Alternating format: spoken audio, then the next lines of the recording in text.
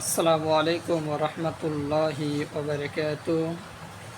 আলহামদুলিল্লাহ, আল্লাহ তাআলা আমাদের মাঝে এবে 30টা রমজান কবুল করেছে বিধায় আমরা 30টা রমজান করতে পারলাম।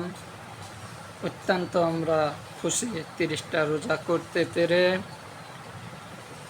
আল্লাহ তাআলা রমজান মাসে কতটি আনন্দ রেখেছিলেন, আবার রোজার পরপরই আরেকটি আনন্দ রেখেছে, ঈদের নামাজ একসাথে প্রত্যেকটা মুসলমান ভাই আদায় করব, করার পর কলাকলি করব, কত আনন্দ লাগবে।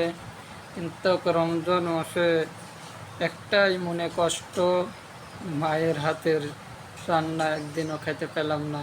ঈদের নামাজ পড়েও মায়ের হাতের রান্না খেতে পাবো না, এটাই মনে কষ্ট। দূরে থাকলে কষ্ট